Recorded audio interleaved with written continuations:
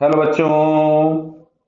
इसमें लिखा है the ratio of distance carried away by the water current down the stream in crossing the river by a person making same angle with the down stream up stream is 2:1। ठीक है, तो the ratio of speed of the person and water current can not be less than. तो समझो बात को यहां पे, जैसे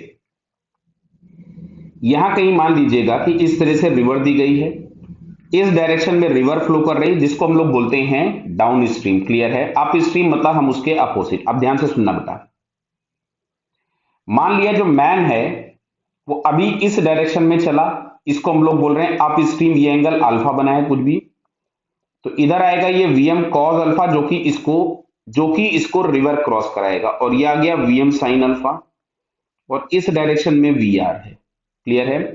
तो टी टाइम में कुछ रिवर क्रॉस होगी जिसको क्रॉस कराने के लिए रिस्पॉन्सिबल है वीएम कॉस अल्फा। अच्छा, हॉरिजॉन्टल डायरेक्शन में जो इसका डिस्प्लेसमेंट हो रहा है, एक मिनट रुक जाइए, 2:1 किस में दिया है? डाउन द स्ट्रीम में 2 है और अप द स्ट्रीम में 1 है। क्लियर है? तो मैंने पहला डायग्राम ये बना दिया है अप द स्ट्रीम वाला, तो ध्यान दीजिएगा, मैं इसको x2 लिख देता हूं।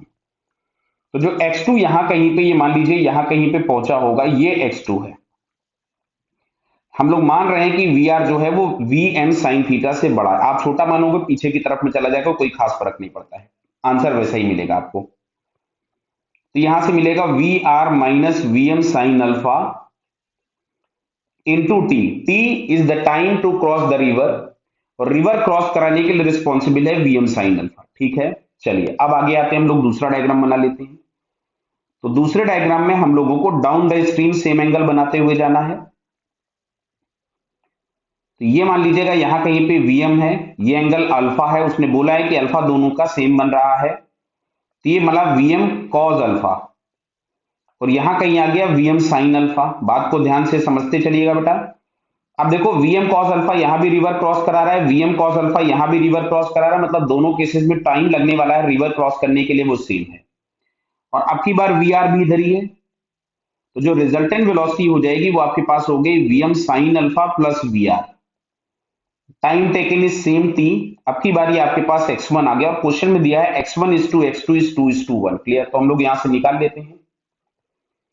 तो यहां से हम लोग लिख रहे हैं x1 अपॉन x2, तो ये हमारे पास आ रहा है Vm sine alpha plus V R upon V R minus of Vm sine alpha is equal to 2:1। Cross multiply कर दीजिए, तो Vm sine alpha plus V R is equal to 2VR minus 2Vm sine alpha. बराबर बेटा, इसको इधर ले आए तो ये होगा 3Vm sine alpha is equal to V R. अब क्वेश्चन में देखो रेशियो किसका पूछा है उसने, the ratio of speed of person to the water current, मतलब वो आपसे चाह रहा है V M upon V R की वैल्यू। तो पहले हम लोग यहां से V M upon V R ही लिख लें, तो Vm upon V R is equal to आएगा 1/3 साइन अल्फा। क्लियर? अब देखो ये जो साइन अल्फा, अब इसका रेशियो जो होगा, साइन अल्फा की मैक्सिमम वैल्यू होगी 1। कितनी होगी? 1। यानी ये जो रेशियो होगा, ये रेशियो, इस रेशियो की जो मिनिमम वैल्यू, समझ रहे हो बात को, ये आपके पास मैक्सिमम होगा तो ओवरऑल वैल्यू, साइन अल्फा जब मैक्सिमम होगा तो ओवरऑल वैल्यू मिनिमम होगी, यानी इसकी मिनिमम वैल्यू 1/3 हो सकती है। क्लियर है? कितनी हो सकती है?